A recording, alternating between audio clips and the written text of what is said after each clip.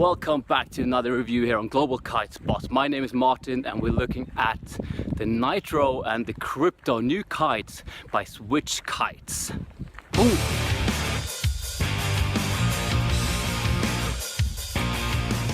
Today I'm at the beautiful beach of Tuscan coastal town Viareggio in Italy, and I just received two kites from Switch, the 9 meter Nitro version 7 and Krypto 12 meter. Two fairly new kites on the market, and I thought I'll do a bit of a review.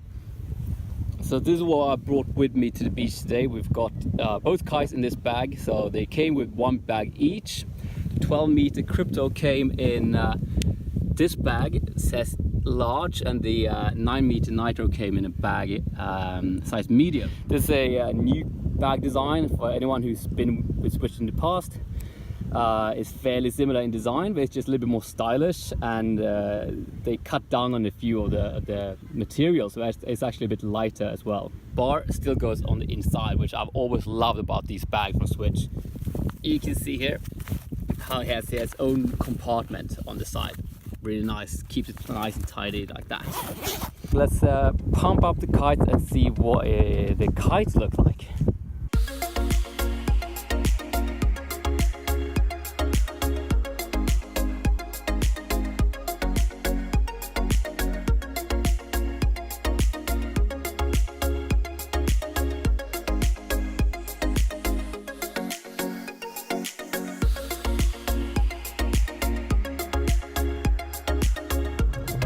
So, 7th generation is supposed to be a new model. Hasn't been confirmed, but this is it's still Nitro, and it's very similar to the old Nitros in terms of shape. But apparently it's not the design of Bill Hansen anymore. It's a different designer or designers behind this model. But I assume Switch has tried to keep consistent with the performance from the old Nitros, at least keep that characteristics and just improve it. Materials haven't really changed from what I can tell. We still have double ripstop and a canopy, and all the materials are more or less the same. You'll recognize a lot from the old kites. You know, these materials have been around for a long time with them now, and just like the overall build quality seems to be the same old Switch as always. Feature-wise, Nitro has always been about boosting high, going fast, going big. Suffered from a pretty tricky relaunch in the early days. Improved a lot over the years, and we'll have to see how this one performs. But already with Generation 5, it was fairly easy compared with Generation 1 and 2 and 3, which were proper hard to relaunch back in the days. The old model had the spider bridle. I think they introduced that in Generation 5, kept it for Generation 6, and now that is gone. If you look at the bridle here, it's a fairly long, pulley-less bridle. It's a 5-strut kite. As you can see, the struts are pretty slim. I mean, this is 9 meter anyway, so it's a pretty small kite. What can you adjust? You have these 3 settings, and it says turn, speed, bar pressure. So you can set that to your liking. And also here on the attachment point, you have 2 different points, but that doesn't really matter. You can just obviously add more knots to that as you like. So here's an interesting detail that is new for the new Nitro, for the 7th gen. They've actually got small battens up here on the leading edge, placed between the middle struts and then strut 2 and 3 that goes out on the side. Alright, I'm moving on to the Krypto, which like I mentioned, I've got the 12 meter here, and the Krypto on the package says freestyle big air. Now that sounds pretty good to me. There's a lot of kites out there in the market which are trying to do this hybrid kind of Ruben Lenton style kites. So the Legacy used to be that, and before the Legacy they had the Combat. Well, the Combat was a proper full-on old school kind of sea kite, and apparently good, but you know, challenging. Legacy took one step further, tried to make it a little bit more user friendly, and I think now we got Krypto as an attempt to help people even more to get into this freestyle and big air scene. Looping is a big aspect of this kite as well. It's got bridles. It's just supposed to be more user friendly, but you can change that to become a 5-line kite. Remove the bridles if you want to. So the extension kit came with the kite. Build quality is exactly the same as the other kites in Switch lineup. It's the same materials, it's the same setup, it's the same pump system. 5 strut kite, this one.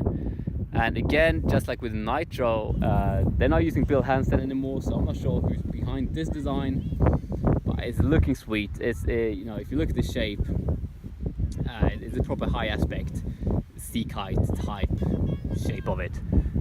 They just attach these bridles, which are actually really small. If we look at them, see if I can get that into the frame. Obviously no pulleys, and look at that bridle. I mean, that's not a lot. So it'll be interesting to ride this and see what relaunch capabilities, etc. Only comes in these graphics, kind of neon yellowish greenish with a bit of black on the side. Compare that with the Nitro, adds a little bit nice blue touch. Also comes in orange if you prefer that. Right, so those were the kites. Now let's take a look at the control bar that's which sells with these kites. Yeah, there we go. Here's the bar. So the bar out of the box counts 23-meter lines, and you can take off 3-meter extensions, so basically you get 20-meter lines. It comes with this mini leash, which is perfect if you don't unhook. This is a completely different bar compared with the 2nd and 3rd generation bar that I happen to have right here. The major difference is that rather than coming in one size fits all, it comes in 2 sizes. So you buy the different sizes separately. This is the 55 centimeter. They also sell a 46 centimeter. But the fact that you might have to buy 2 separate bars if you want to ride small and big kites, that's just not really great at all, considering that they came from this system where you have a 50, well, you basically have, you can switch between 55 and 45 centimeter bar length by adjusting these connection points right here. So you either ride them here or out here. Switch recommends that you ride I think 9 and smaller on the 46 centimeter and 10 and bigger on the 55. Check this out. From here you got this much more bar to travel around with. It just gets a little bit more bulky, if you know what I mean. The good thing though is that it's lighter, although this is the longer bar. It's still considerably lighter than that old one. Safety system seems really solid. You just push away and it comes out really easily and easy to reconnect again. What they've done here is that they now have a plastic coating around the D-power rope here with the line that goes, which is great because on this old one it didn't have that, and this would wear out in a season. I would always have to replace that rope once or twice per year, pretty much. Now they got this, which is very nice. Some people say, you know, they don't like it because they don't know when it's gonna wear, when it's gonna break, because you can't see it. A transparent coating would have been better to be able to see that, but to me this is just still a bigger advantage than not having it. Other than that, the D-power is simple, just a cleat, classic cleat like that, and at the end of it you have this velcro so you can put it around the D-power rope. Floaters are now attached, which is like he's going towards industry standard. It's